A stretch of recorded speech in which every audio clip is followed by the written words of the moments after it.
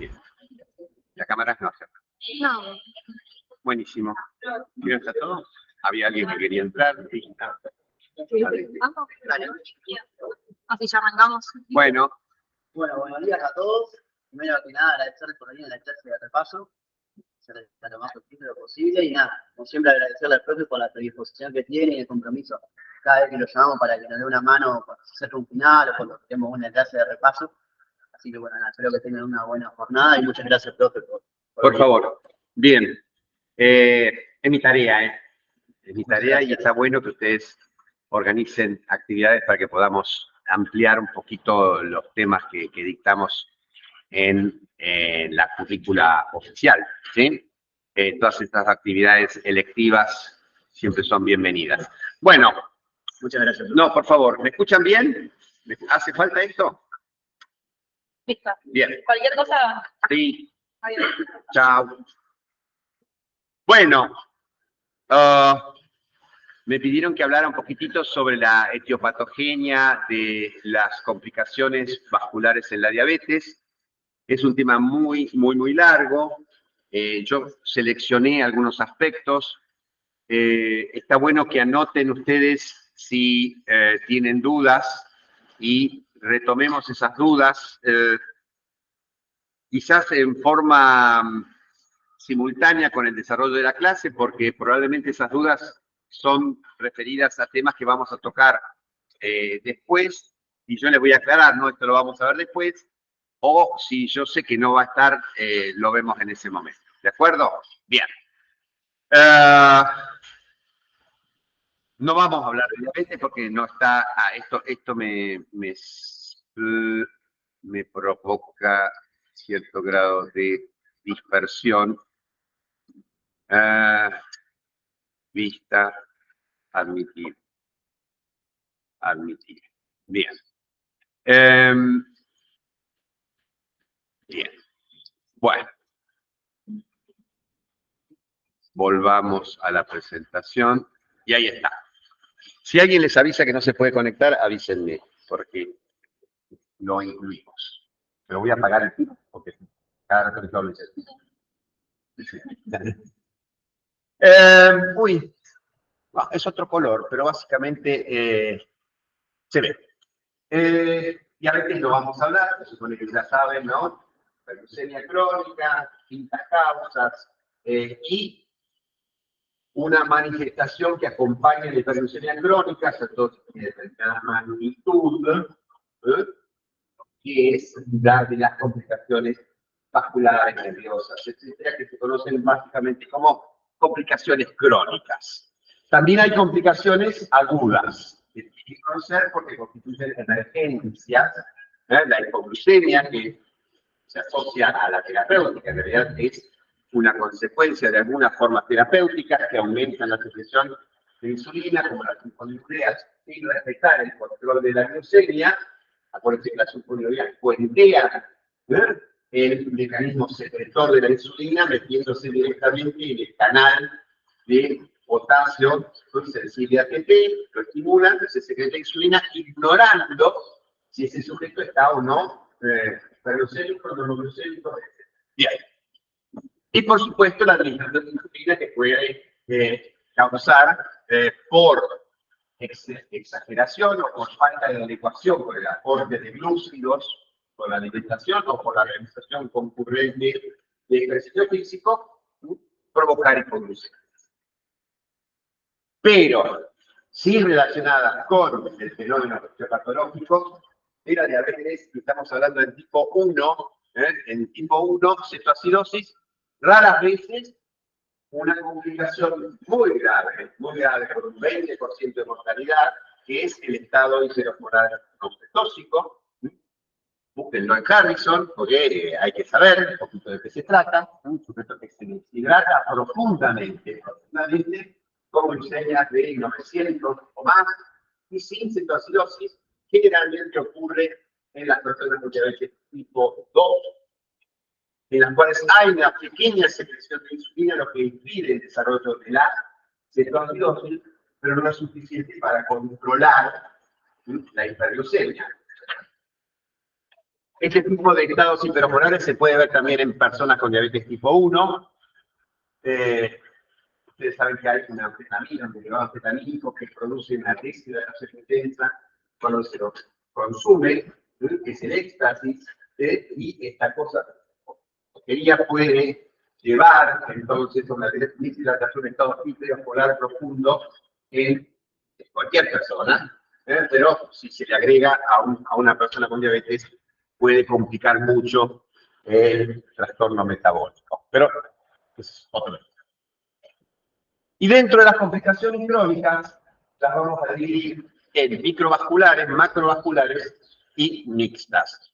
Microvasculares son características, o hasta uno podría decir patognomónicas, son una exclusividad de la hiperglucemia crónica. Y ojo con decir que son exclusivas de la diabetes, porque vamos a ver después que hay formas previas a la diabetes, que agrupamos como prediabetes, que pueden ya tener complicaciones microvasculares. Dentro de las microvasculares, los territorios más afectados, algunos nervios periféricos, no todos, generalmente los más delgados, por eso la sintomatología va a ser poco motora y más bien sensorial. Va a abarcar más la temperatura y el dolor y la vibración, todo tiene que ver con el diámetro de la fibra, ya no se acuerdan de esto que viene en el momento, pero no importa, tengan la idea de que mientras más delgada la fibra y más desprovista de líneas, más larga la fibra, más probabilidad de que se afecte. Y los otros territorios bien clásicos, retinopatía, nefropatía. Las macrovasculares que no son patognomónicas, que obviamente tienen que ver con el proceso de arteriosclerosis que se acelera y se agrava, y vamos a ver por qué en las personas con diabetes, con el territorio coronario, territorio cerebral y el periférico, y formas mixtas en donde hay una conjunción de micro, de macro, de neuro, de trastorno del sistema inmune, porque hay infecciones en zonas ulceradas, etcétera, que es el pie diabético. Y luego lo que tenemos, además de esto, es una asociación frecuente con distintos trastornos nosológicos que engloban el corazón. Hay una miocardiopatía diabética que contribuye a la aparición de insuficiencia cardíaca. La insuficiencia cardíaca es casi más común, y el síndrome coronario agudo, en su manifestación, infarto agudo miocardio, ¿sí? Es muy frecuente alguna forma de insuficiencia cardíaca. En general, no me abandones ahora. Bien. En general, en la mayoría de los casos, empieza por una insuficiencia cardíaca de tipo diastólico, pero luego puede manifestarse ya como una insuficiencia cardíaca congestiva. El hígado graso, que tiene que ver obviamente con la insulinoresistencia, y vamos a tener que un 80% de las personas con diabetes y obesidad tienen ya esteatosis hepática, y que puede progresar a la esteatopatitis metabólica. Ahora se llama esteatopatitis metabólica, cambió el nombre, ya no es NASH, no es más NASH, no es metabolic, algo como MASH, me parece, metabolic fatty associated o algo por el estilo, pero le cambiaron el no alcohólico por metabólica. Depósito de compuestos de glicación avanzada en el cristalino, aumento de la presión intraocular. Esto es muy común, cualquier tipo de infección, urinarias, pulmonares o respiratorias, genitales dérmicas, no son entonces complicaciones de la diabetes, no son estados nosológicos que aparecen mucho más frecuentemente y con mayor gravedad en las personas con diabetes. Alteraciones de tipo, llamaremos reumáticas, que tienen que ver también con la glicosilación de los tendones o de las cápsulas. ¿Sí? Bien. Algunos datos de tipo epidemiológico, la asociación con la duración de la diabetes, como ven ustedes, hay una progresión de los distintos tipos de complicaciones.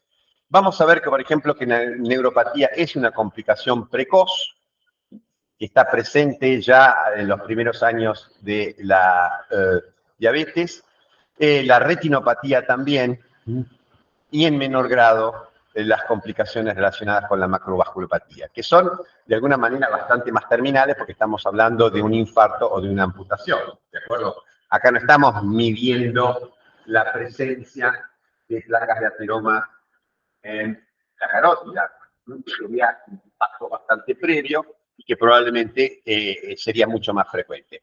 Les quiero llamar la atención sobre esto, porque con 0 a 5 años de duración de diabetes tenemos un porcentaje importante de personas que tienen complicaciones. ¿Cómo se explica esto? Se explica por la sencilla razón de que incluso en el momento del diagnóstico,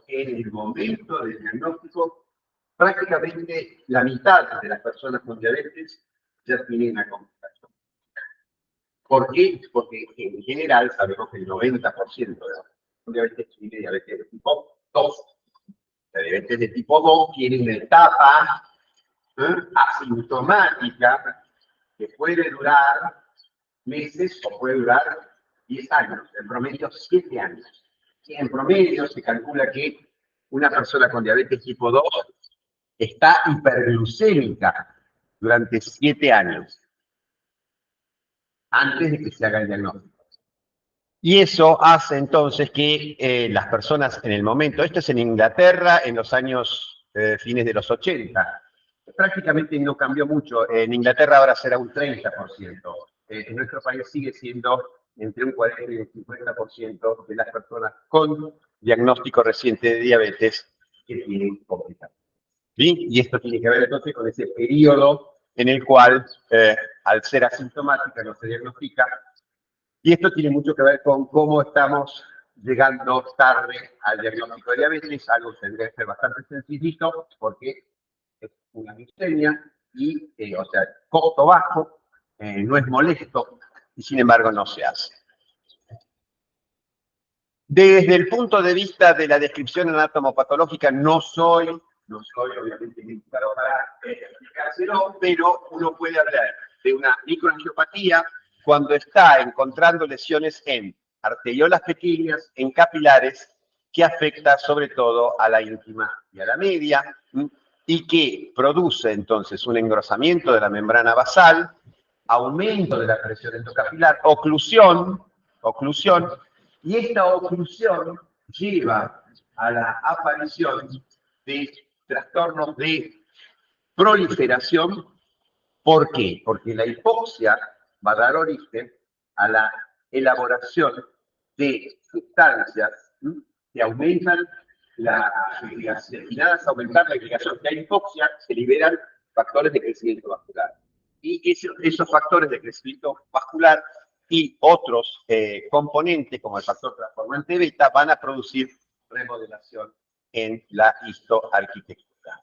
Bueno, acá tenemos las manifestaciones clínicas principales de la microangiopatía y desde los puntos de vista etiopatogénicos vamos a hablar de la relación con hiperglucemia. Vamos a mencionar únicamente factores genéticos y epigenéticos. No vamos a entrar en detalles sobre el tema porque es bastante complicado y controvertido, pero básicamente ustedes tienen que entender que la posibilidad de desarrollar complicaciones microvasculares no solo va a estar condicionada por el ambiente, y que hay personas que se cuidan muy poco y que andan siempre con hemoglobinas de 8 para arriba y que no tienen prácticamente complicaciones microvasculares. Y viceversa, vamos a tener sujetos que son muy puntillosos, muy detallistas con su tratamiento, bien OPSE, y están siempre con hemoglobinas de 6 a 7, sin embargo, desarrollan. O sea que no es únicamente el factor causal de la hiperglucemia, sino que hay un combo de elementos que va a estar determinando que esa persona desarrolle las complicaciones. Y tenemos una cosa muy importante que sí merece nuestra atención, porque podemos y debemos incidir sobre hipertensión, dislipidemia, tabaquismo y otros componentes, y vamos a ver también que la posibilidad de acceder a la salud, ¿sí? La posibilidad de acceder a la salud va a ser un determinante muy importante del desarrollo de esta complicación. Quizás no tanto como factor directo, pero sí como factor que va a estar, de alguna manera, determinando si esa persona tiene un control médico regular, si esa persona tiene acceso al tratamiento adecuado. Bien. Tema muy en boga en este momento en que se pueden producir cambios importantes en salud pública. Dentro de las distintas formas, entonces, la retinopatía que habíamos visto, 20% de las personas con diabetes en los primeros años de la diabetes pueden tener retinopatía, sí. El chequeo tiene que ser en todas las personas con diabetes, sobre todo diabetes tipo 2, tiene que ser desde el diagnóstico, porque vamos a estar buscando sobre todo estas formas más comunes, que es la retinopatía background, en la cual vamos a tener que por este aumento de la permeabilidad vascular se va a escapar líquidos, se van a producir exudados con mayor o menor cantidad de proteínas y eventualmente se pueden escapar también eritrocitos y producir pequeñas microhemorragias en llamas, distintas formas, etc. Y una cosa muy importante es la aparición de edema, o sea, el acúmulo de líquido y proteínas en distintas regiones de la retina que pierden. Luego tenemos una forma proliferativa en la cual, como ya dijimos, la oclusión vascular lleva a la síntesis y a la liberación de factores de crecimiento que originan entonces vasos que van a estar ubicados por encima de la retina y de la retina. ¿Cuál es el problema? Que el vitrio se adhiere a estos vasos. Y cuando se producen movimientos bruscos de la cabeza, pueden traccionar esos vasos y provocar su ruptura y provocar hemorragias vítreas. Y también puede haber, por la formación de adherencia, tracción directamente de la retina y desprendimiento de la misma. ¿Sí?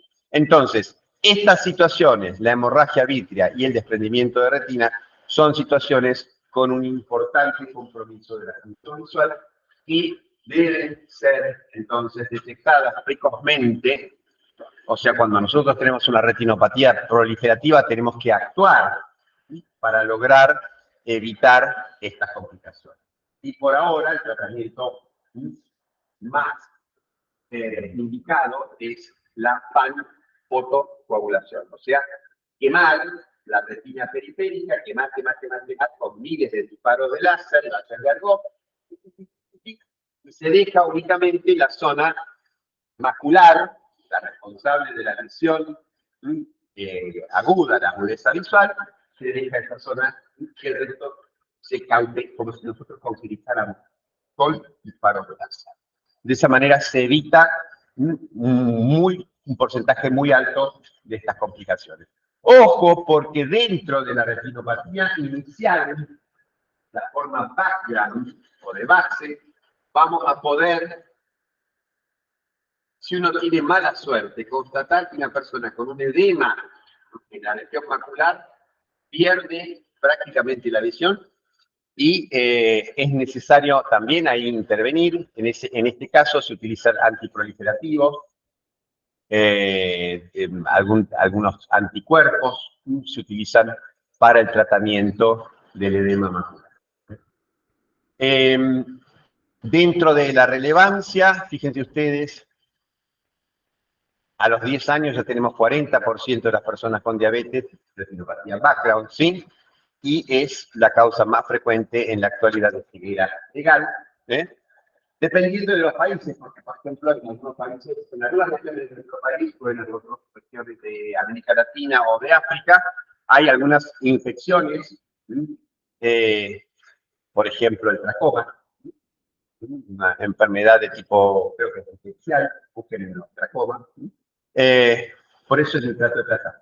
Entre otras cosas, la posibilidad de hacer profilaxis de la función visual, el trato de trata por otro tipo de términos, pero es muy importante que, por ejemplo, con gonococo, pero también esta enfermedad, el tracoma, va a producir ceguera por el hecho de que el bebé atraviese el canal de parto de la madre infectada, contagia, y tenemos entonces una causa frecuente de ceguera en regiones entonces de socioeconómicamente desfavorecidas. Las neuropatías son bastante complicadas porque las vamos a tener afectando distintos componentes del sistema nervioso.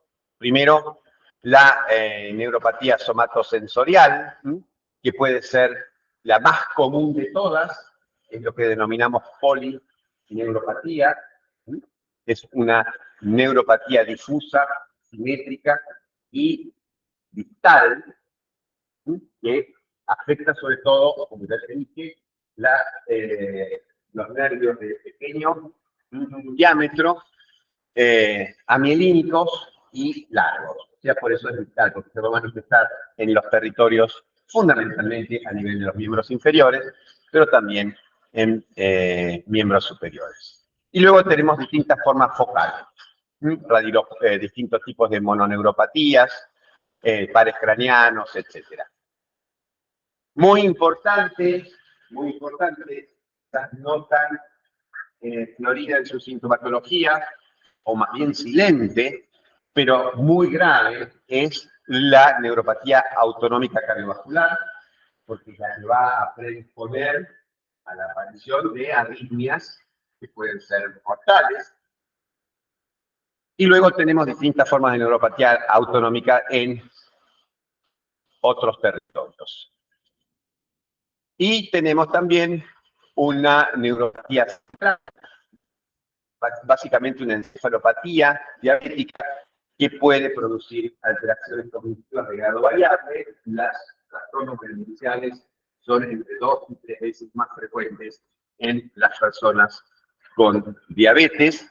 Y acá la etiología es mixta, porque vamos a estar combinando el factor metabólico, el daño neuronal, con el factor vascular. ¿Sí? Bien. Es una de las complicaciones más frecuentes, hasta un 90% de las personas con diabetes va a los 15, 20 años de evolución va a tener neuropatía. Y le vuelvo a decir, además de predisponer a la aparición de otros trastornos, como el síndrome diabético, las formas que afectan la neuropatía visceral, por ejemplo cardiovascular, de por sí ya es un elemento muy importante que puede determinar fallecimiento por trastornos cardíacos. Ojo porque no, como les decía, la neuropatía y otras alteraciones microvasculares están presentes en estadios previos a la diabetes. Fíjense ustedes, este resumen está hablando de un 25, depende de los estudios, entre 1 de cada 4 y 2/3 partes de las personas con neuropatías periféricas idiopáticas, o sea, se desconoce la causa, se los estudia y tienen prediabetes. No tienen diabetes, tienen tolerancia alterada a la glucosa, por ejemplo, o sea, estadios intermedios. Con respecto a la nefropatía, hay 3 elementos importantes que tienen que tener en cuenta clínicamente, que es el deterioro de la filtración. Vamos a tener entonces una progresión de los estadios que tienen que conocer de insuficiencia renal crónica, de siempre calculado, olvídense del TIRE. Estamos hablando de tanta filtración glomerular mada con fórmulas. El Kidness se dejó de usar, es incómodo, es caro, no es poco efectivo. Usamos las transformaciones de MDRD4, sobre todo, o BOPRO y GOL, de acuerdo al grado de alteración de la filtración. Y ahí determinamos entonces un Kidness calculado, una tabla de filtración calculada de menos de 90 hasta 60, el primer estadio, entre 70 y 45, etcétera, etcétera. Entonces, una disminución progresiva de la filtración glomerular, proteinuria, que comienza siendo primero albuminuria, pero luego se puede extender a otras proteínas de más peso, de mayor peso molecular. Y otra cosa muy importante, que es el desarrollo concurrente de hipertensión arterial, que establece un vínculo totalmente patológico, vicioso, porque la hipertensión arterial va a estar contribuyendo a dañar la función renal, ¿de acuerdo? Es bastante difícil disociar a las personas con diabetes tipo 2, además que ya vienen con hipertensión, hablar de nefropatía diabética en una persona con diabetes tipo 2 es a veces una sobresimplificación, es echarle la culpa a la diabetes de cosas que la persona tiene a nivel glomerular por la hipertensión crónica, por la dislipidemia. Entonces ahí se prefiere hablar de la nefropatía en diabetes y no de la nefropatía diabética. Porque la única manera de verificarlo sería hacer una función renal y ver si tiene esta persona con una nefropatía diabética, que estaría dada por la presencia de una lesión característica, que es una glomerulosclerosis vocal, etcétera, con un nombre propio, que es la lesión de Klinefelter-Wilson, característica. No todas las personas con diabetes que tienen nefropatía tienen esa lesión. Bien. Las consecuencias van a ser la aparición, el deterioro de la función renal que lleve a la necesidad de un tratamiento sustitutivo, diálisis, eventualmente trasplante, y el aumento considerable, que es muy importante, de la mortalidad cardiovascular. Vamos a poner media falta, pero los vamos a dejar entrar. Bien, volvamos. Es muy importante esto, ¿sí? El destino de la persona con nefropatía diabética no va a estar asignado solamente por la progresión de la nefropatía, sino por el hecho de que tienen un riesgo 10 veces mayor de tener un accidente cerebrovascular o un evento coronario agudo asociado entonces a la insuficiencia renal. O sea que ahí lo que tenemos que tener en cuenta es la banderita de socorro, de altura, ¿no? La persona tiene una microalbuminuria, es muy probable que esta persona desarrolle una complicación cardiovascular que puede ser fatal. Bien. También es muy frecuente, un poco menos obviamente que las otras complicaciones, es la causa más frecuente de inicio de tratamiento sustitutivo renal, y esto es muy importante. Una vez que se inicia el tratamiento sustitutivo renal, hay distintos factores que pueden estar relacionados con mucha actividad de infecciones, que pueden estar relacionados con el aumento de la morbi-mortalidad cardiovascular, que puede estar relacionado con la depresión, porque el tratamiento dialítico es realmente una carga muy importante desde el punto de vista psicológico. El hecho es que a los 5 años de iniciado el tratamiento sustitutivo renal es 1 de cada 3 personas la vida. Bien. Es interesante uy, que poco se ve, bueno, básicamente esta curva está mostrando que las personas con diabetes tipo 2 parecen tener más precozmente la nefropatía diabética, y en realidad esto es un artefacto. Es un artefacto porque nos tenemos que situar en el hecho de que ya tienen diabetes desde 7, 10, 12 años antes del diagnóstico. Por lo tanto, esta curva tendría que estar corrida. Si uno dice, desde el comienzo de la hiperglucemia, o sea que no hay una mayor susceptibilidad en las personas con diabetes tipo 1, sino que lo que ocurre es que la hiperglucemia comienza antes. ¿Okay? Y cuando uno se fija que acá sí tenemos un patrón, que es el hecho de diagnosticar la proteinuria. Fíjense que la progresión de la caída de la función renal es la misma. La velocidad con la que se produce es la misma, y vamos a ver entonces que 20 o 25 años después del diagnóstico ya vamos a tener porcentajes similares de sujetos con proteinuria importante o con una caída relevante del filtrado, ¿sí? O sea que no hay gran diferencia en la velocidad de progresión. Fíjense ustedes que prácticamente el 50% de las personas que inician el tratamiento sustitutivo renal tienen diabetes, ¿sí? Y lo mismo con respecto a la incidencia. Fíjense que en este estudio, Mr. Fitz, que es un estudio en realidad destinado a evaluar riesgo cardiovascular, pero están viendo que por cada 100.000 pacientes con diabetes, tenemos 200 nuevos casos de tratamiento renal, y que esta cifra es 15 veces menor en las personas que no tienen diabetes.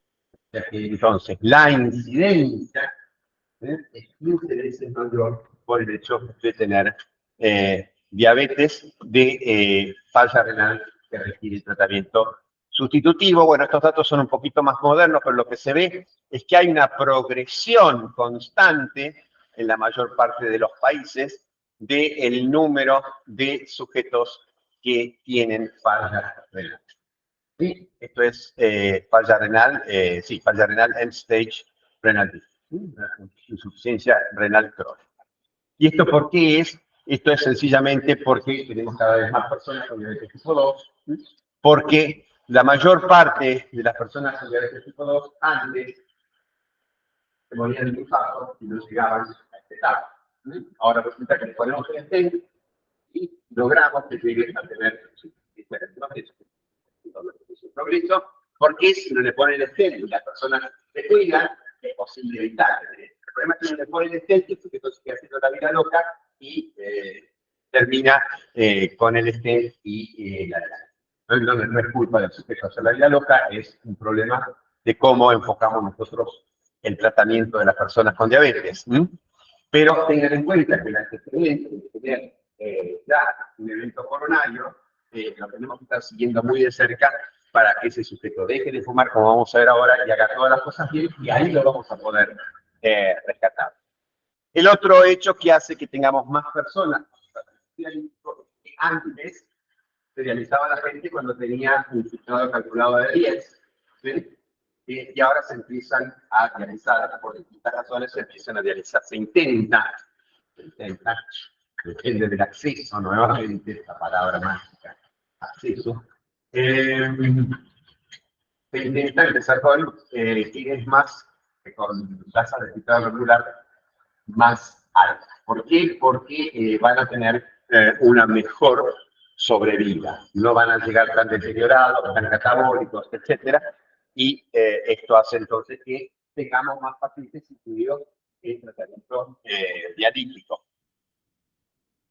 Factores de riesgo, además entonces de la hiperglucemia crónica, la duración de la diabetes, la magnitud de la hiperglucemia, la hipertensión arterial, la dislipidemia concurrente, obviamente estas cosas se asocian, sobre todo en la diabetes tipo 2, el tabaquismo y otros elementos relacionados con el acceso. Y por supuesto también el elemento que no podemos manipular y es la genética. Sí.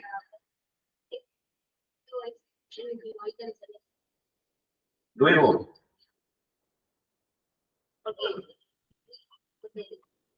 Esto depende de que vos entiendas la causación de la enfermedad. Y el factor social es un factor directo o indirecto.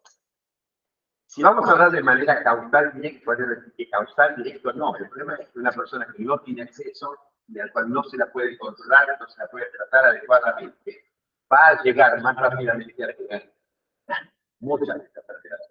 Entonces, cuando uno dice factor de riesgo, está diciendo algún elemento que nos esté alertando de que la probabilidad de que ocurra este suceso sea mayor. ¿Sí? Como ahora se lo considera actualmente actual, que antes no se consideraba. Creo que no se lo diría.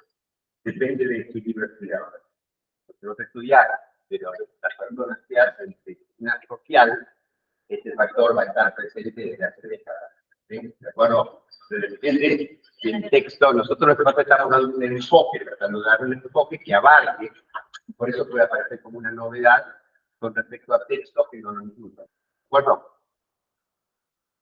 esto es muy interesante porque fíjense ustedes que el famoso estudio de diabetes del Reino Unido, en el cual se realizó, lo vamos a ver después un poquito con respecto a hiperglucemia, pero este estudio está marcando que no solo la corrección de la hiperglucemia protege, sino también protege el hecho de controlar la presión arterial. Y protege no solo de lo macrovascular, que es algo bien conocido, sino que también el desarrollo de las alteraciones microvasculares va a estar entonces condicionado por el tratamiento adecuado de la presión arterial. Y fíjense ustedes que si nosotros corregimos la presión arterial, vamos a ver una reducción muy significativa del riesgo en la mayor parte de estos factores, y que esto es independiente del fármaco.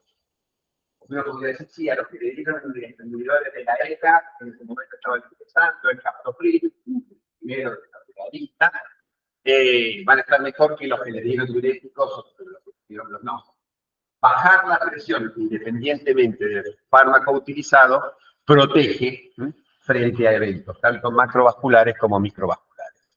Oye, este estudio es mucho más importante, no numéricamente, porque el estudio de unido con miles de pacientes, y acá son, no recuerdo si son 160 pacientes, 80 en cada rama, a los cuales se los distribuye en dos grupos, pero no solo para bajar la glucemia, sino también para corregir líquido, para corregir presión arterial y para dejar de fumar. Entonces, este enfoque, de alguna manera holístico, o por lo menos que abarca varios factores de riesgo, permite controlar un porcentaje de un 30% dejó de fumar, un porcentaje muy importante redujo los niveles de colesterol, no tanto los triglicéridos, que son más rebeldes, y se logra una modificación importante de la presión arterial. Y fíjense ustedes la hemoglobina glicosilada. Tenían metas viejas, las metas eran 6,5, después se corrigió a 7, pero de todas maneras es una lágrima. Controlar la glucemia es mucho más difícil que controlar la presión arterial, controlar lípidos. El hecho de que estas personas, independientemente del éxito en cada uno de los rubros a los cuales se enfocó este estudio, el éxito fue muy importante. Fíjense ustedes, este es un gráfico, el gráfico de Forest, Forest Plots, no Forest Gump, sino Forest Plots. El gráfico de Forest está mostrando la posibilidad de que haya una diferencia estadística entre una intervención y la ausencia de intervención o entre dos intervenciones, ¿no? Entonces, fíjense ustedes que acá pone tratamiento intensificado y el tratamiento convencional. Si nos vamos por encima de 1, vamos a tener que el riesgo aumenta, y si nos vamos por debajo de 1, el riesgo disminuye. Y si los intervalos de confianza cruzan la línea de 1, no es significativo, en cualquiera de los dos sentidos, pero si se alejan, si no están en la línea de 1, es significativo. Y así ustedes pueden ver claramente que el hecho de tener un tratamiento intensificado de estos factores, multifactorial, está disminuyendo la mortalidad por todas las causas, está disminuyendo la mortalidad cardiovascular, los eventos cardiovasculares y la progresión a macroalbuminuria. Se había olvidado de aclarar que todos estos individuos tenían microalbuminuria, que eran dentro de los criterios de inclusión, era la diabetes y microalbuminuria. Bien. ¿Vamos bien? Trato de hablar castellano, pero a veces parece chino. ¿Sí? Bueno, a veces los términos no son los que ustedes están acostumbrados a escuchar, y a veces la temática no tiene todavía impronta en lo que ustedes van conociendo, así que me paran y dicen, no, esto no lo entiendo. Fíjense que año 74, año 74, estamos hablando de 50 años, todavía había muchas personas que abogaban a favor de que las complicaciones eran un defecto constitucional. Y no había manera de evitar la aparición de las complicaciones de la diabetes, modificando el destino de las personas que tenían hipertensión crónica. Pero ya en ese mismo momento, a partir de los 70, había distintos grupos que estaban trabajando el sistema con otro enfoque. La constatación de las relaciones de hiperglucemia y desarrollo de complicaciones vasculares iba a llegar recién 20 años. Pero ya en ese momento había un médico belga, un famoso médico, fíjense la antigüedad, si ven el tipo de gráfico, se van a dar cuenta de la antigüedad de esta publicación. Y este sujeto estudió unos 4.000 personas y las clasificó de acuerdo a la glucosuria. Glucosuria, es una manera de controlar arcaica de la diabetes. Y este está relacionando la prevalencia de retinopatía frente a controles de acuerdo al grado de glucosuria. Y está viendo entonces, de acuerdo a la duración del seguimiento, fíjense que tiene pacientes seguidos hasta 25 años. Acá arriba tiene el número de pacientes seguidos y acá abajo tiene el grado de retinopatía. El grado puede ser background, no proliferativo y proliferativa, 3 grados.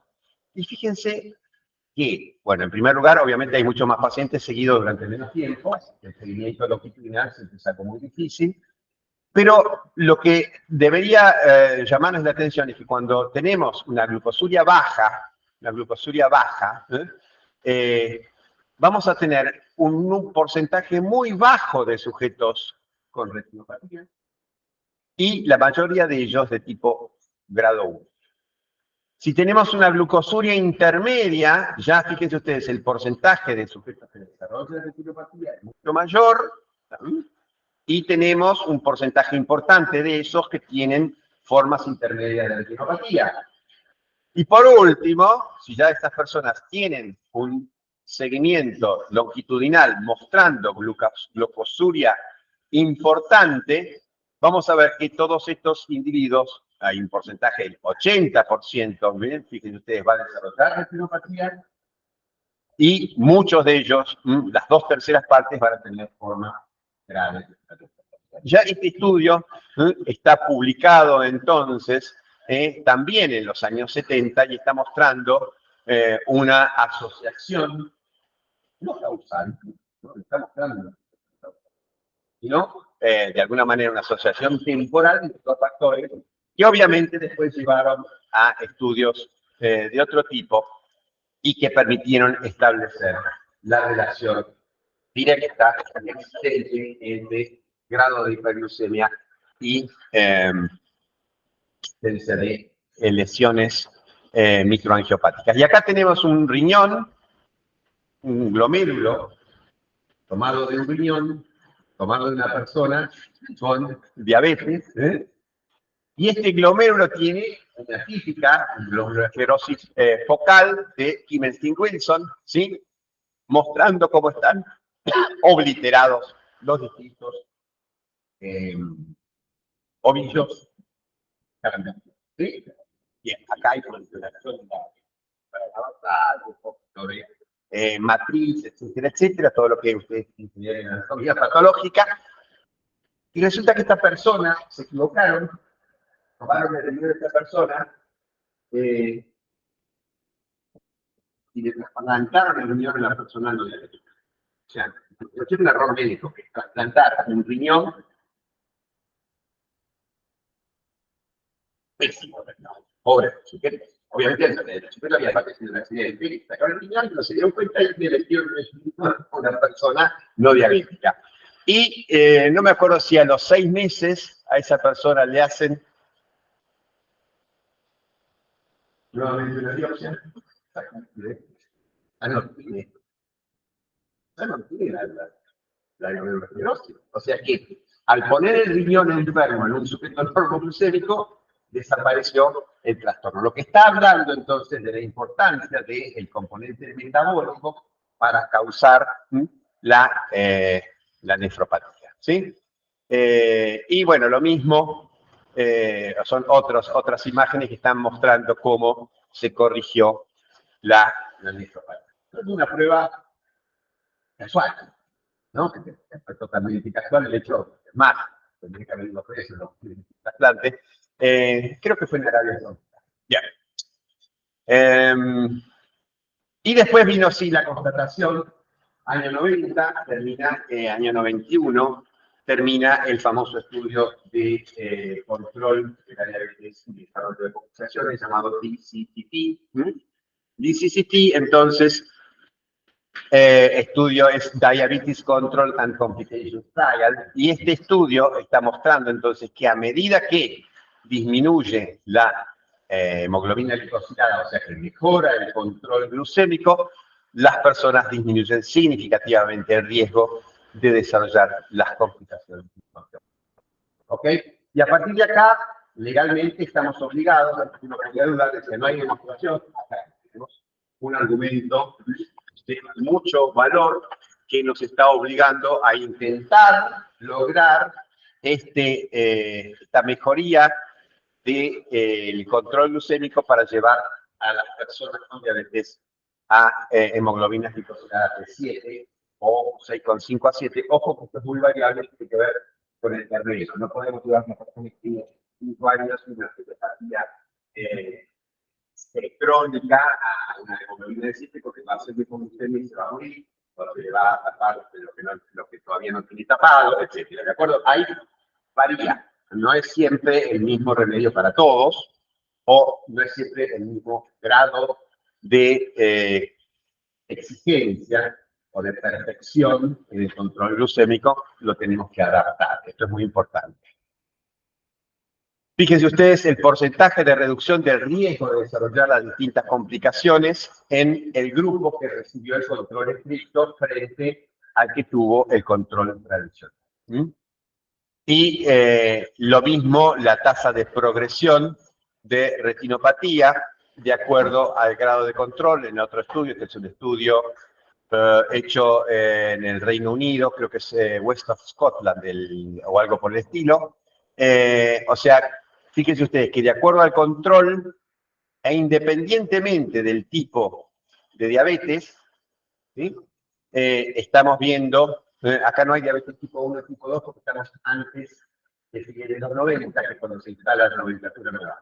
O sea, acá estamos hablando de insulinodependientes y con o sin insulina para los diabéticos adultos. Pero en cualquiera de los tipos, siempre los sujetos que están mejor controlados, que sería la columna en azul, va a tener una menor progresión de la retinopatía. Y luego vino, bueno, el estudio del Reino Unido, donde de vuelta asignan pacientes a distintos tipos de control con distintas herramientas, insulina, sulfonilureas, metformina, etcétera, y ven que hay una disminución muy importante de los eventos macrovasculares, microvasculares en los sujetos mejor controlados. ¿Sí? Bien, vamos ahora a la parte dura. La parte dura son los mecanismos por los cuales se van a producir estas alteraciones.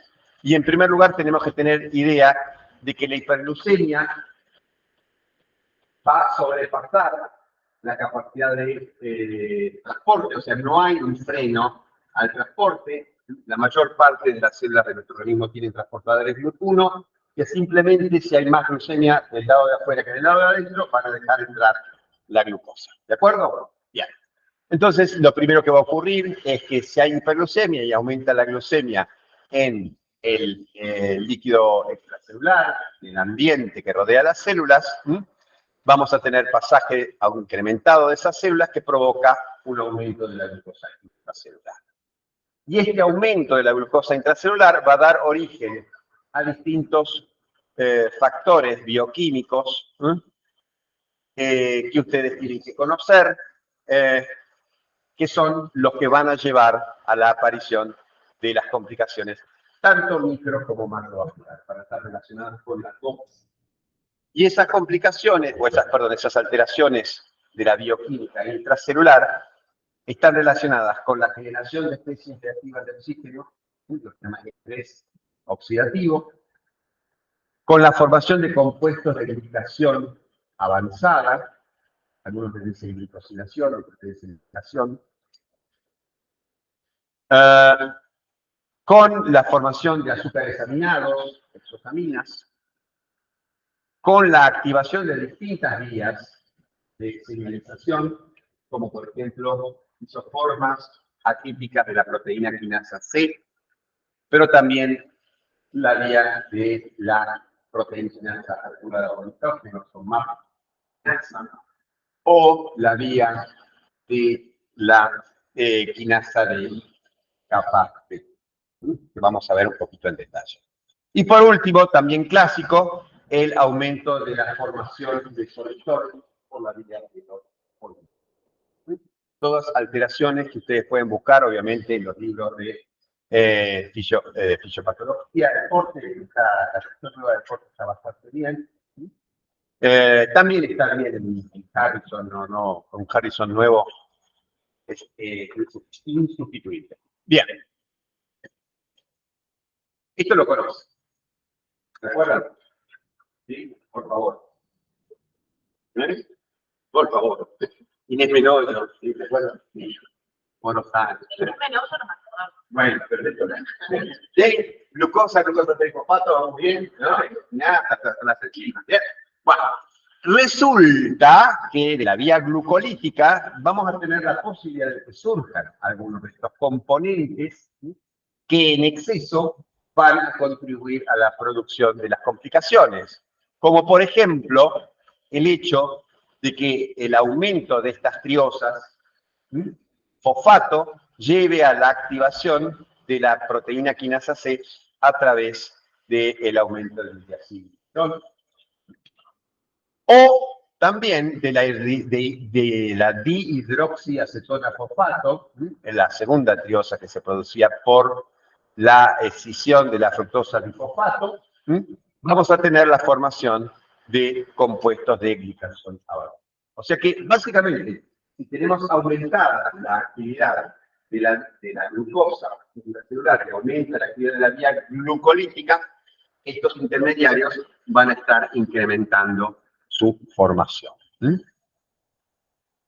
Y estos van a producir distintas alteraciones que son, por ejemplo, interferir con la función de la sodio-potasio ATPasa, disminuir la irrigación por el aumento de la secreción de moléculas vasoconstrictoras como endotelina y angiotensina 2. La angiotensina 2 no está solo con el que estamos pensando. Solo le estamos buscando siempre el intermitente que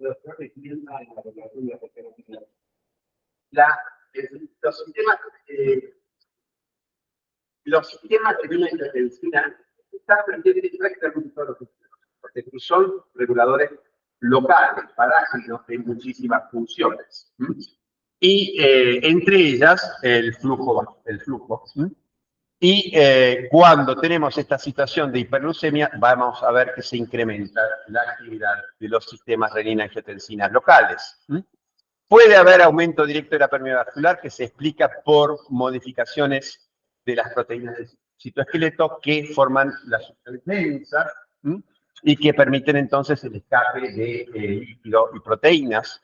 Y luego tenemos las famosas citoquinas, o distintos tipos de factores de proliferación que van a actuar a través de dos mecanismos funcionales principales que vamos a ver a continuación. Habíamos hablado que la formación de azúcares aminados también son señales que ponen en marcha estas vías que vamos a ver en las próximas imágenes, como por ejemplo la vía de capa B, o las vías que ponen en marcha la proteína quinasa activada por mitocondria. Son las dos vías principales y hacia las cuales convergen mecanismos comunes presentes en, por ejemplo, la inflamación crónica. La proteína quinasa C de distintos tipos se va a activar. ¿Por qué? Porque precisamente a partir del aumento del glicerol fosfato, ¿sí? Glicerol 3-fosfato, va a aumentar el ácido fosfatídico y este se va a convertir en diacilglicerol. Y el diacilglicerol, como ustedes saben, es uno de los factores que ponen en marcha la actividad de la proteína quinasa B. Y esta proteína quinasa beta es un factor de crecimiento y que va a poner a su vez en marcha otras vías. MAP quinasa es un grupo de quinasas que tienen distintos nombres, la van a ver como Kyoto, ERK, etcétera, ¿sí? Esto, por ejemplo, es ERK. En otros libros lo van a ver como ERK. La denominación más moderna es MAP quinasa, la proteína quinasa activada por mitógenos, y originalmente se la descubrió precisamente porque había sustancias que hacían proliferar dentro del sistema inmune que activaban esta quinasa. Los factores de crecimiento como la insulina o el IGF-1 activan esta vía. Es una vía fisiológica a través de la cual la insulina puede estimular el crecimiento de la mayor parte de las células del organismo. Siempre nosotros decimos que la insulina no hay tejidos insulino-insensibles. Prácticamente no existe tejidos insulino-insensibles. Uno dice, no, la insulina, todos los tejidos tienen receptores para la insulina, todas las células tienen receptores para la insulina, pocos de los linfocitos tienen receptores para la insulina, pero que sirve para la maquinaria enzimática que va a permitir hacer receptor. Pero lo tienen como un residuo, como algo que les sirvió en sus vidas previas, ¿no? Acá, terapia del linfocito, pero sabemos que el linfocito tiene, ¿no? Todo un pasaje como célula, con núcleo, y todo eso a lo largo de su desarrollo. Bien, ahí la insulina estimula la proliferación. Bien, el hecho que esta vía va a ser también compartida por endotelina, por angiotensina y por muchos otros factores de crecimiento, citoquinas, por ejemplo, provenientes del tejido adiposo, del sistema inmune, etc. Todos, a través de distintas proteínas de anclaje, van a activar a la precursora, a la primera de las quinasas, porque este es un sistema de quinasa, del primo, quinasa. Esta es una quinasa de esta quinasa y esta quinasa es la quinasa de otra. Y esta quinasa va a poner en marcha entonces la activación de distintos genes que resultan en proliferación, por un lado, o apoptosis, de acuerdo a la señal que el tejido que se esté controlando, activación del sistema inmune, procesos de inflamación y de reparación celular.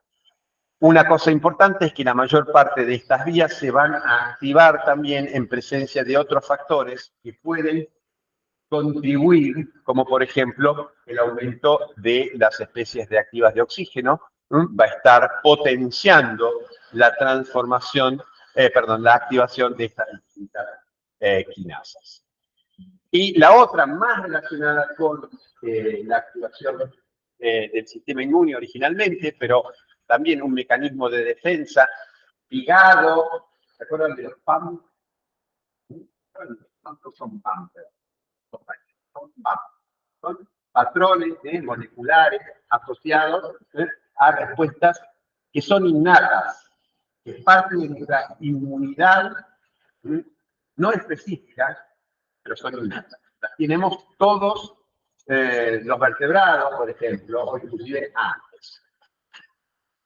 Dentro del mecanismo de acción de estos PAMPs, pone en marcha, por ejemplo, fíjense ustedes, algunos elementos como el LTS, el típico activador de PAMPs, pero también NDL oxidados, angiotensina 2, citoquinas, etcétera, van a producir entonces la activación de IKK, de esta quinasa, que va a migrar cuando se separa la fracción B, migra el componente formado por estas dos unidades al núcleo y ahí activa en un elemento de respuesta distintos genes, que van a llevar entonces a proliferación, inflamación, por ejemplo, síntesis del receptor para compuestos de glicación avanzada, activación de la NOS. Y lo mismo también esta vía es potenciada por la presencia de especies reactivas de oxígeno que lógicamente van a implementarse en una célula que está recibiendo mucho combustible. Entonces tenemos distintos mecanismos de daño, ambos potenciados por el exceso de combustible. Ácido graso lípido, glucosa, oxidación, aumento de la producción de radicales libres, competencia con el sistema de buffer, ¿no?, que tenemos para estos radicales libres, que son las famosas enzimas como catalasa, etcétera, etcétera, hasta que llega un momento en que se ve superada la capacidad de amortiguación y aparece el estrés oxidativo. Bueno, otro mecanismo que opera, sobre todo a nivel nervioso, es la formación de alcoholes por el sorbitol, por la 2-reductasa, con la formación de sorbitol que tiene efectos tóxicos a nivel de la célula. El sorbitol atrae potentemente agua, esto produce un aumento del volumen celular y ese aumento de volumen celular va a estar llevando a alteraciones, por ejemplo, a nivel de la sodio-potasio ATPasa y concurrentemente, fíjense ustedes, va a estar disminuyendo la capacidad antioxidante, o sea, va a estar favoreciendo la aparición de estrés oxidativo porque va a estar sacando lo que permite reducir al glutatión, y el glutatión reducido es el que va a permitir a su vez sanear todos los otros pasos. Bien. Y acá entonces el estrés oxidativo, cuando se genera entonces un desequilibrio entre lo que aumenta las especies reactivas de oxígeno, tanto origen mitocondrial, que son las más comunes asociadas a procesos de oxidación de ese acetil-CoA que va a ingresar, aumentado eventualmente por mayor cantidad de ácidos grasos libres o glucosa, pero también acuérdense que tenemos generación de especies reactivas de oxígeno a nivel citoplasmática por distintos mecanismos. Y luego este exceso de especies reactivas le gana a los sistemas antioxidantes de defensa y esto va a producir entonces muchos efectos locales, daño directo de moléculas, estímulo a través de las vías que vimos anteriores, tanto de la NAFTA como de la quinasa de kappa B, a proliferación celular y distintos mecanismos de inflamación. Disminuye la biodisponibilidad de óxido nítrico y, para colmo, no solo disminuye la biodisponibilidad de óxido nítrico, sino que se forma con la conjunción del exceso de especies reactivas de oxígeno y lo poco que queda de óxido nítrico, un radical libre muy tóxico que se llama peroxinitrito y predisponen a la aparición de disfunción endotelial. Acá tenemos el peroxinitrito, o sea, con el escaso óxido nítrico se forma, los entonces radicales libres van a formar peroxinitrito y el peroxinitrito la formación de peroxinitrito y la formación de compuestos derivados de ese peroxinitrito va a estar presente, fíjense ustedes, en la pared vascular de sujetos con diabetes, produciendo entonces depósitos o produciendo rupturas a nivel del DNA o aumentando. Esta es una enzima encargada de reparar. Fíjense cómo está aumentada la actividad de esta enzima destinada a reparar ácidos nucleicos. Bueno, y acá tenemos otros mecanismos de daño, la presencia de proteínas alteradas por el radical peroxinitrito o la puesta en marcha de estos sistemas enzimáticos que, como habíamos visto, o más quinasa es lo mismo, PEP38 es una de las precursoras de esta cadena de quinasas y la quinasa Jun es otra quinasa también que pone en marcha señales de proliferación, inflamación, etc. Bueno, y por último tenemos a los compuestos de glicación avanzada, que como vimos se formaban a partir de la hidroxiacetona fosfato, entre otros, y que tienen entonces distintos roles. En primer lugar, sabemos que hay un receptor para estos compuestos de glicación avanzada, y ustedes dirán, ¿qué porquería esto de tener receptores para fármacos? En realidad, el compuesto de glicación avanzada está imitando una de estas moléculas malas filogenéticamente, que tienen receptores que se activan y ponen en marcha procesos inflamatorios. Por eso, los compuestos de glicación avanzada van a producir daño, porque están entonces interactuando con receptores y poniendo en marcha distintos tipos de respuestas de tipo inflamatorio. Y esto sería, por ejemplo, a nivel de un podocito. ¿Se acuerdan de los podocitos? No están en los pies, ¿no? ¿Dónde están los podocitos? No, ¿no? Están en la membrana basal glomerular, y este es uno de los sitios entonces en donde se va a producir proliferación, secreción de aumento de la secreción de matriz. Y acá tenemos explicadito un poco con detalle cómo la hiperglucemia a través de distintos mecanismos va a estar aumentando la producción de factores de crecimiento que van a modificar la permeabilidad vascular y van a producir un camino. Como vamos a ver, este camino lo vamos a reforzar por otros lados, pero además este proceso proliferativo aumenta la síntesis de matriz y lleva a la obliteración de los glomérulos, y los productos de glicación avanzada también contribuyen a alterar la matriz a través de esta formación de puentes que entrecruzan distintos elementos presentes en la matriz y contribuyen a obliterar los glomérulos. Puede ser que la proteinuria contribuya, es algo que está en discusión. Y luego, es importante también, vamos a tener el efecto concurrente. A ver, acuérdense que la diabética se asocia, si no es precedida por, va a desencadenar un fenómeno hipertensivo donde las sustancias vasoactivas van a contribuir, en primer lugar, a el aumento de la producción y la síntesis y la liberación de factores de crecimiento, pero también las sustancias vasoactivas van a modificar la permeabilidad vascular y contribuir a la proteinuria. Por eso, el hecho del bloqueo del sistema de angiotensina es muy importante para poder frenar este elemento, además de frenar el elemento proliferativo. Y es un tratamiento obligado en las personas con diabetes. Y por supuesto, los sujetos que tienen diabetes tipo 2 se agregan muchos elementos que van a estar potenciando todos estos que existían en las personas con diabetes tipo 1. Bien, falta un poquito todavía. ¿Cómo venimos? Venimos bien. Bueno, saltamos al gran asesino. Great killer, ¿cuál es? El great killer de la macrovascular.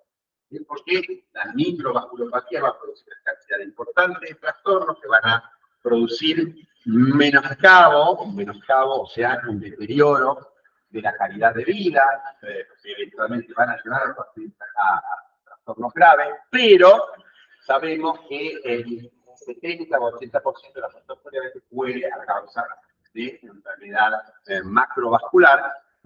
Y ya desde los años prácticamente 70, un estudio comenzado 20 años antes en la ciudad, el famoso estudio de Framingham, que determina entonces distintas asociaciones nosológicas, como por ejemplo aterosclerosis, y en ese momento hablaban de sexo, y hablaban de varón y mujer, y después hemos dado cuenta que es el sexo genético lo que determina el aumento de la prevalencia de aterosclerosis en los varones. Está claro, ¿no? Lo que es el componente hormonal. Nosotros tenemos un varón trans, esa persona que se inyecta, que digamos, por razones personales decide aumentar su contenido de andrógeno, ¿no? Porque se ve un varón, esa persona va a aumentar su riesgo cardiovascular, va a aumentar su LDL, va a disminuir su HDL, y va a aumentar su riesgo cardiovascular. O sea que este estudio de Framingham en su momento, de los 50, cuando empezó, decía, sí, factor genético, sexo. No, no es eso. Es el sexo hormonal. Bien, pero dejando eso de lado, como todo el mundo dice que lo quiere ver un todo el mundo sabe de fútbol, ahora lo sabemos. Es bastante complicado el tema de la hormonización, ¿sí? Que se requiere para la modificación del aspecto fenotípico con distintos aspectos de riesgo. Bien, pero ya este estudio estaba mostrando que en los varones y sobre todo en las mujeres el riesgo de sufrir muerte coronaria estaba entre 2 y 3 o más veces aumentada en las personas con diabetes y que los grandes asesinos de enfermedad coronaria, insuficiencia cardíaca, accidente cerebrovascular, etcétera, son causas muy importantes de mortalidad en las personas con diabetes. Y este es un estudio muy importante que habla entonces de el famoso equivalente de riesgo,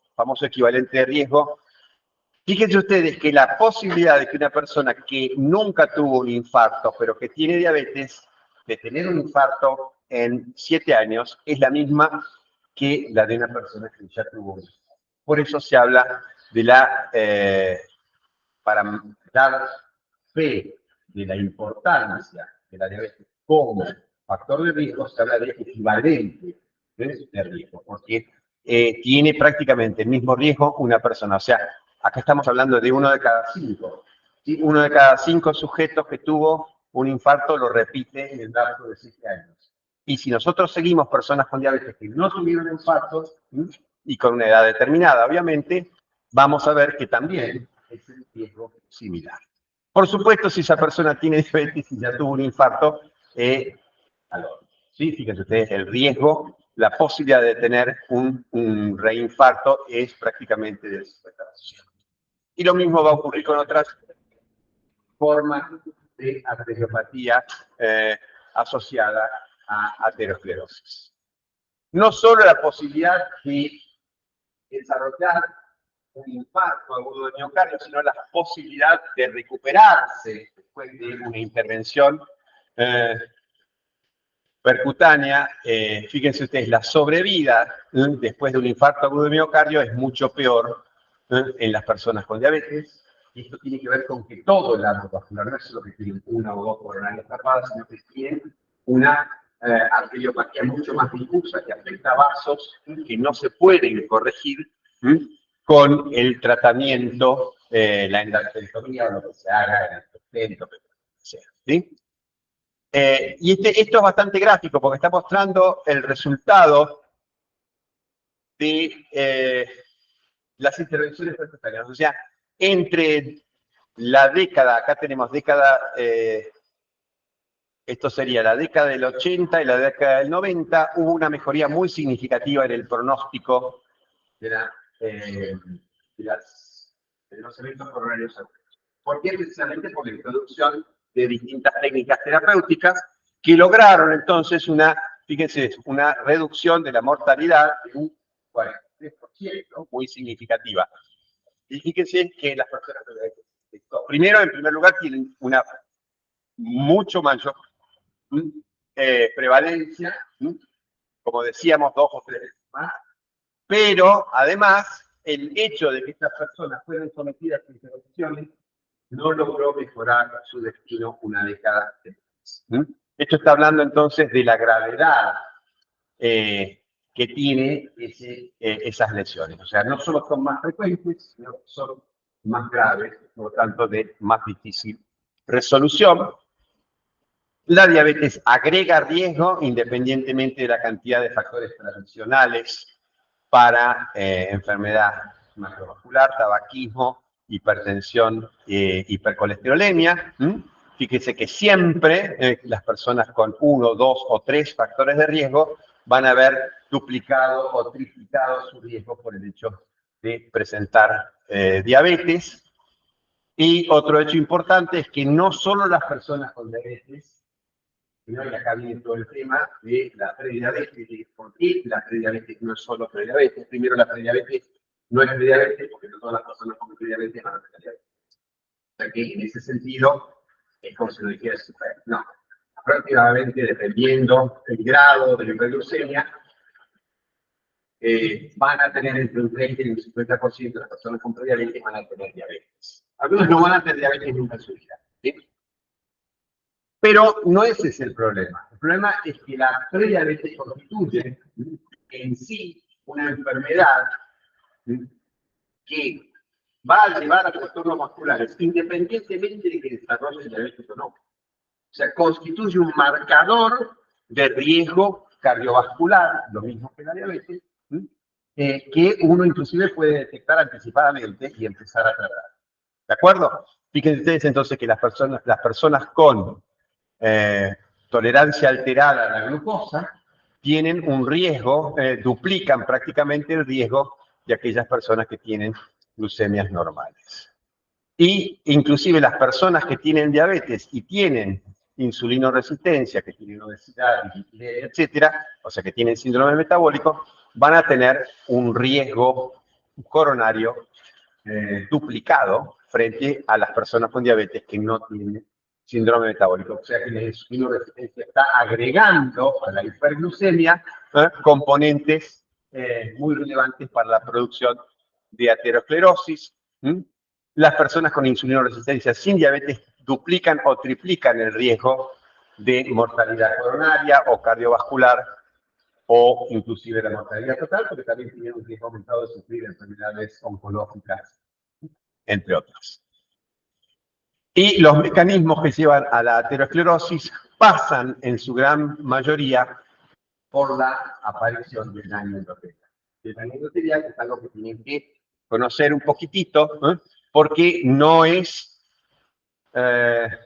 común pensar en la etiopatogenia de la aterosclerosis como un fenómeno de lesión endotelial, de lesión física, de daño endotelial físico, cuando en realidad el daño comienza por ser un daño bioquímico. ¿Sí?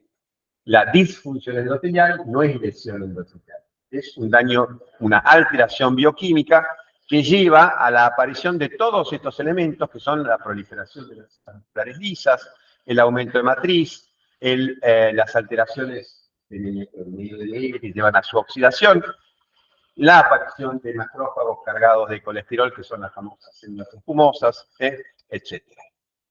El endotelio es, fíjense ustedes, un órgano que está repartido, obviamente, recubriendo todos los vasos, pero que si nosotros tomamos un endotelio calculado a una persona de las partes del endotelio de todos sus vasos, y cortamos, llega a pesar un kilo y medio.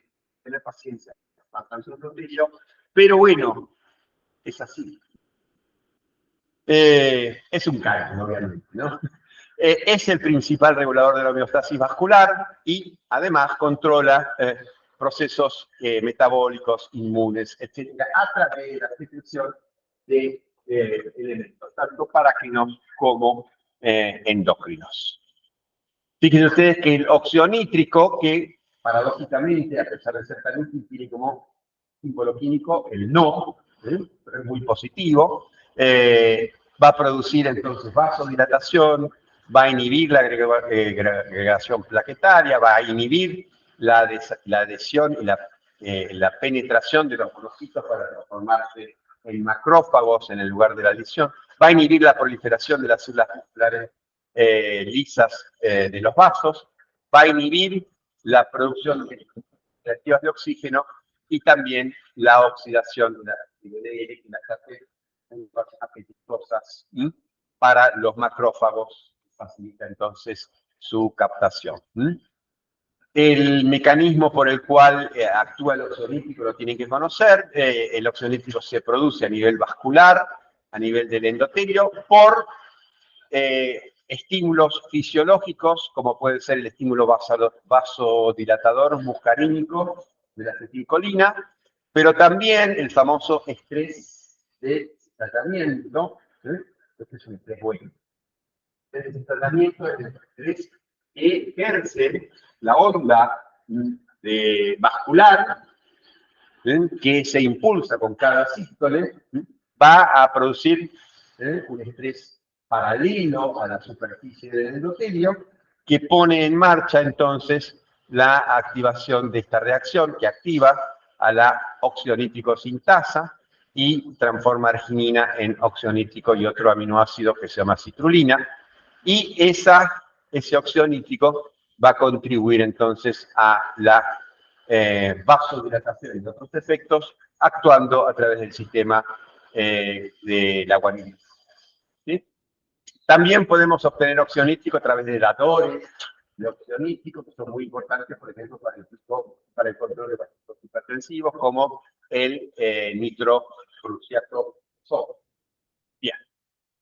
El óxido nítrico, entonces, habíamos dicho que actúa sobre una guanilil ciclasa soluble, que transforma GGP en GMP cíclico y actúa a través de una proteína quinasa. Lo mismo que con el AMP cíclico, pero congela. ¿Ok? Bien. El hecho es, entonces, que esta proteína quinasa G va a fosforilar a la bomba de calcio del retículo sarcoplásmico, mete calcio para adentro, y si metemos el calcio para adentro, no se activa la quinasa de la miosina y no hay contracción del músculo liso.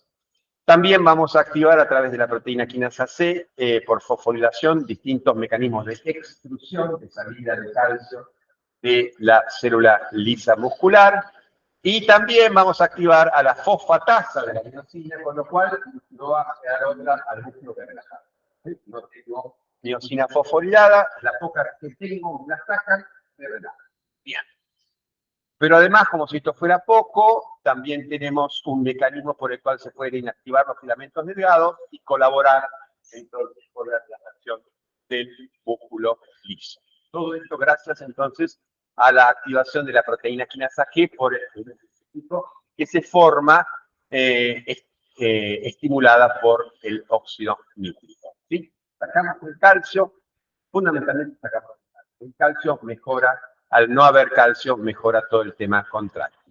Pero también vamos a tener otros efectos, inhibición de la formación de angiotensina 1 en angiotensina 2 por inhibición de la enzima conversora.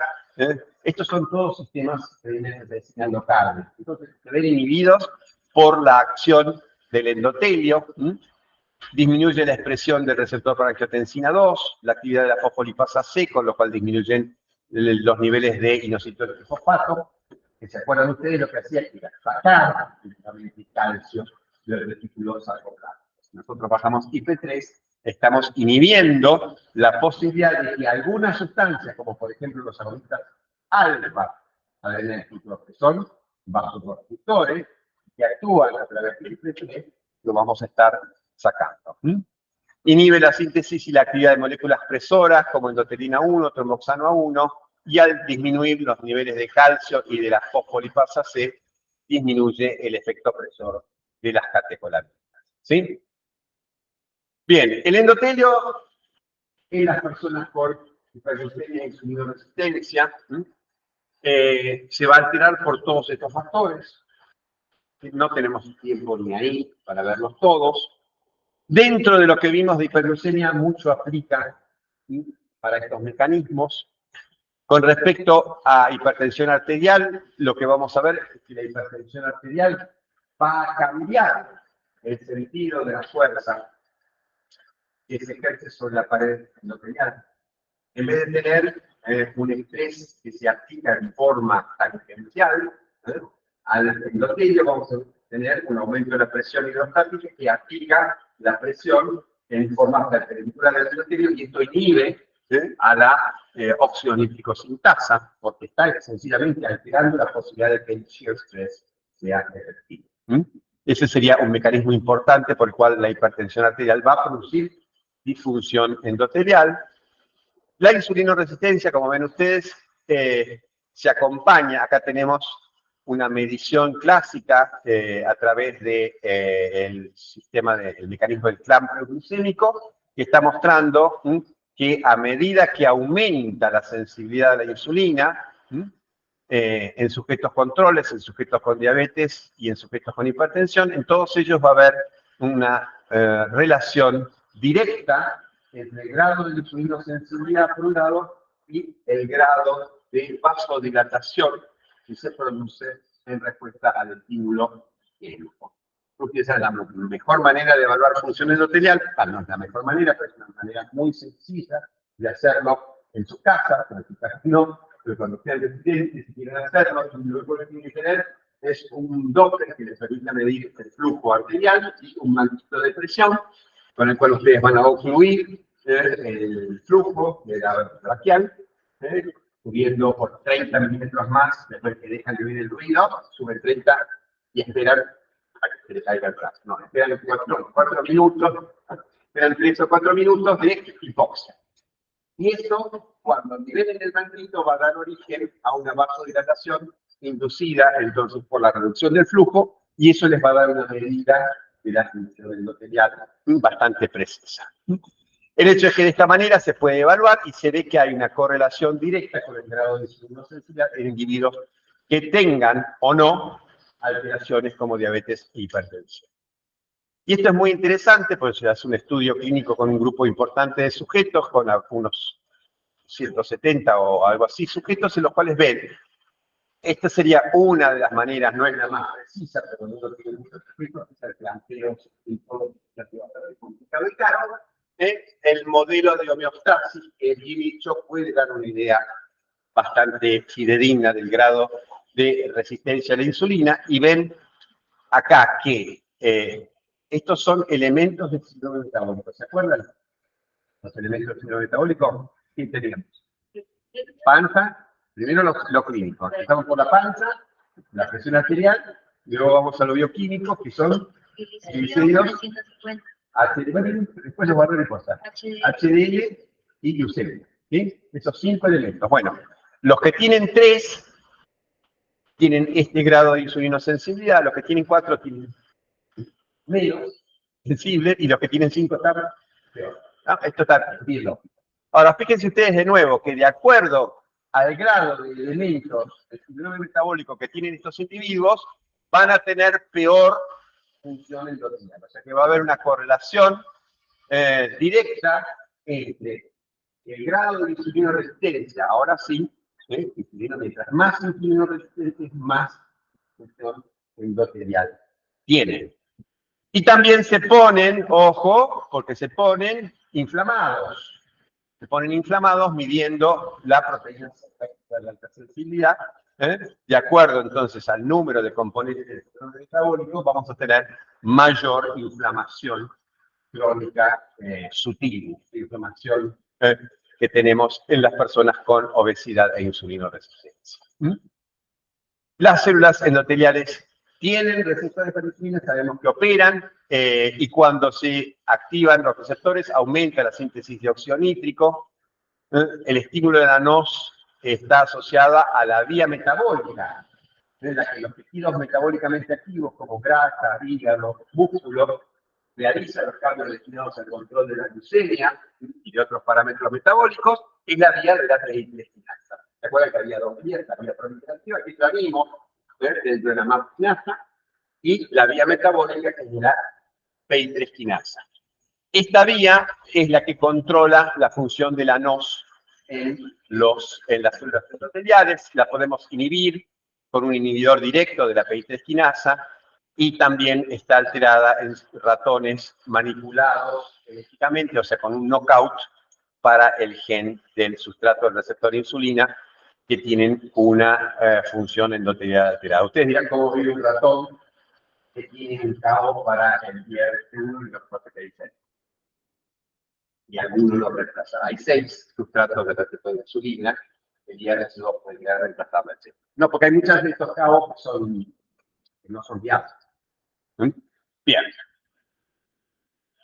Y la vía de transducción está alterada también en una línea de ratas genéticas con insulinoresistencia, y en las células endoteliales de estas ratas se ve que está alterada la vía de señalización y la producción de óxido nítrico. Y por último, también los sujetos con insulinoresistencia no solo van a tener alteración de la función endotelial, sino que vamos a ver que hay distintos mecanismos que van a llevar a la producción de hipertensión, independientemente. Esos mecanismos pueden estar relacionados con el exceso de insulina y el aumento de la actividad simpática. Vamos a tener aumento del tejido adiposo, por lo tanto hiperleptinemia, y aumento de la cantidad de insulina, lo que puede estar generando un aumento de la actividad del sistema simpático, modulado por el sistema que beneficia la actividad de la leptina, que tiene que poner en marcha un aumento de la actividad simpática para producir el descenso de peso cuando se detecta, en teoría médicamente, un aumento del tejido adiposo.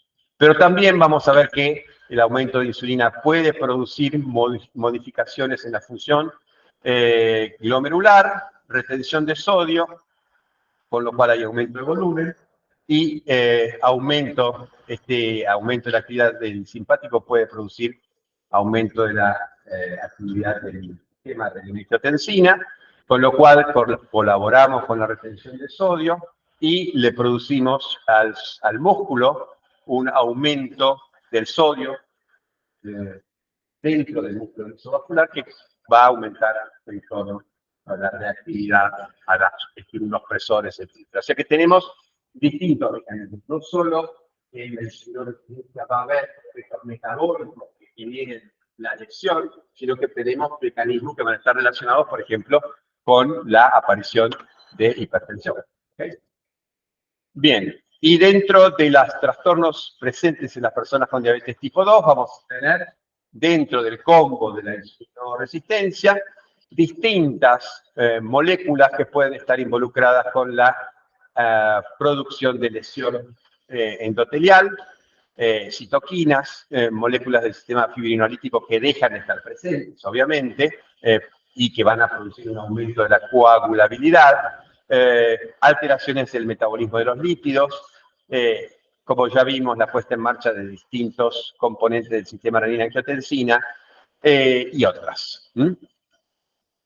Esto es como si fuera un yin y un yang, ¿no? Un yin y un yang. El endotelio tiene factores que dilatan y factores que contraen y se inhiben mutuamente. Si nosotros metemos hiperglucemia, metemos dislipidemia o metemos insulinoresistencia o déficit de insulina, vamos a estar aumentando la producción de anión superóxido, inhibiendo a la óxido nítrico sintasa y activando el sistema renina-angiotensina.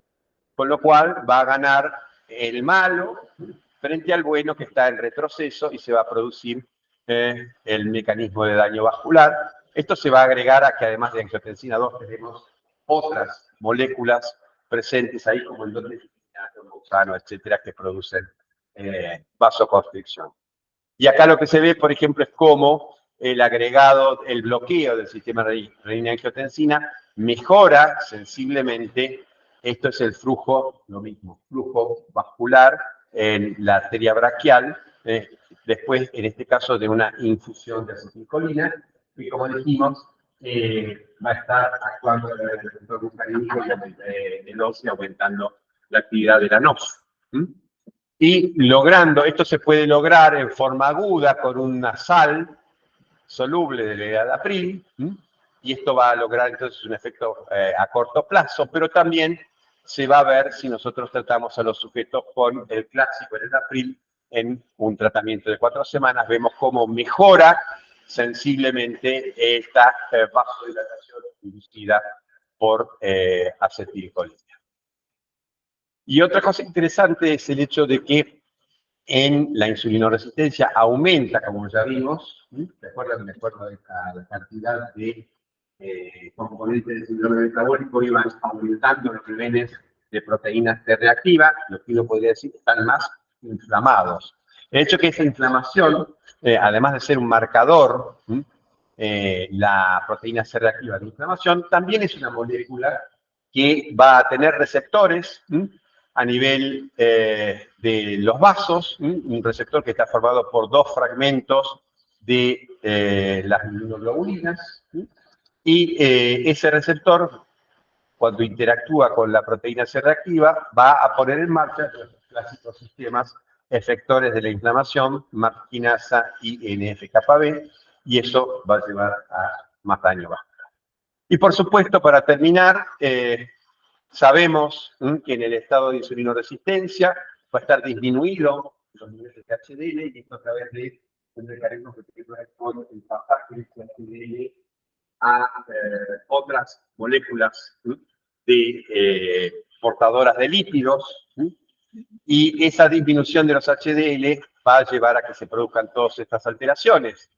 ¿Por qué? ¿Se acuerdan de la función primordial de la HDL? Era la de llevar en forma retrógrada, el transporte retrógrado del colesterol, el receptor ADP, etcétera, todo lo que sabe del macrófago, que servía para que HDL se cargara de colesterol y lo llevara al hígado, donde va a haber un receptor que acerca ese colesterol y lo termina transformando en sales biliares, con lo cual tenemos la posibilidad de que se elimine del organismo. Pero además del transporte reverso del colesterol, el HDL es muy importante para prevenir la lesión. O sea, no solo saca colesterol de la célula espumosa cuando se formó, sino que también va a estar evitando, por ejemplo, que se introduzcan los monocitos, se transformen en macrófagos y luego en células espumosas, y también va a estar inhibiendo la oxidación de las LDL, que hace que esas LDL sean captadas mucho más activamente por los macrófagos. O sea que tiene también un efecto profiláctico el aumento de HDL. No solo se va a llevar colesterol, sino que va a evitar la formación de las células espumosas, y esto contribuye en forma directa a la disminución de la cantidad de estas células en la lesión aterosclerótica. Y tenemos entonces otros mecanismos: bloqueo de las moléculas de adhesión, que evitan entonces que esos monocitos se peguen al endotelio, disminuye la posibilidad de que se oxiden las LDL, en parte por disminución de la síntesis de especies reactivas de oxígeno, y también estimula a la oxionítrico sintasa para mejorar la función endotelial. Creo que estamos en la última. Sí. Bien. Nos quedan como 10 minutos. ¿Tienen algo en el cerebro todavía como para preguntar? Bien, espero que les haya servido. La clase va a quedar grabada, y cualquier duda que tengan, saber en dónde, a dónde seguir o en dónde encontrar. ¿Sí? Gracias.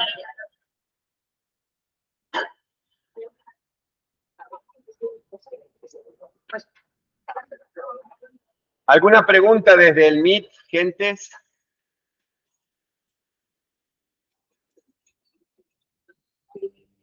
¿Alguna pregunta desde el Meet? No. Bien. Vamos a finalizar la grabación.